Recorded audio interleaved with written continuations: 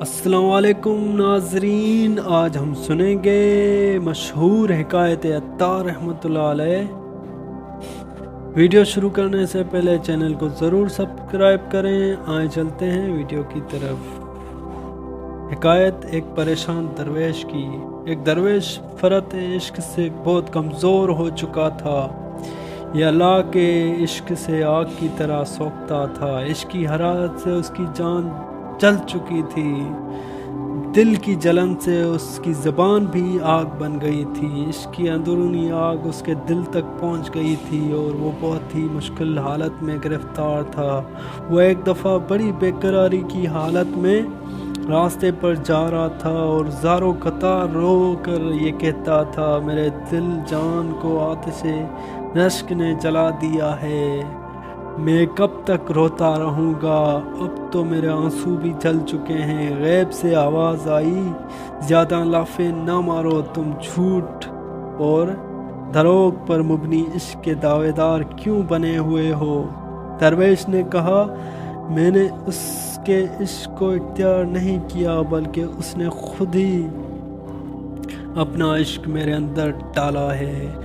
مجھ غریب کی کیا مجال ہے کہ اس کی ذات پاک کو دوست بناؤں؟ میں نے کچھ نہیں کیا، جو کیا ہے خود اسی نے کیا ہے، اور بس جب میرا دل خون خون ہو گیا تو اس نے میرا خون لیا، اور بس اے مخاطب، جب اس کی ذات پاک نے تجھے اپنا بنا لیا ہے اور اپنی بارگاہ میں حاضر ہونے کی اجازت دے دی ہے تو اس کا سہرا اپنے سر نہ ڈال، بلکہ اسے اللہ تعالیٰ کی مہربانی سمجھو۔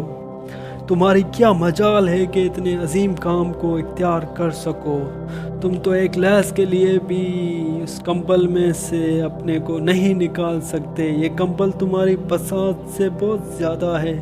اے غلام، اگر وہ تجھ سے عشق کرتا ہے تو تو اپنی مخلوق ہی سے عشق کرتا ہے۔ تم بذات خود کچھ بھی نہیں ہو اور کسی کام کے لائق نہیں ہو۔ اپنے آپ کو درمیان سے مٹا دو، مخلوق کے معاملے کو اپنے خالق پر چھوڑ دو۔ اگر تم اس دوران اپنے آپ کو نمایاں کرو گے تو پھر تمہیں ایمان سے بھی جان سے بھی ہاتھ دھونے ہوں گے۔ اسی کے ساتھ ہماری ویڈیو اختتام پر پہنچی، اور محترم ناظرین، لائک کریں، سبسکرائب کریں، بیل آئیکن کے بٹن کو بھی ضرور دبا دیں۔ اگر کوئی رائے ہو تو کامنٹ کر دیں۔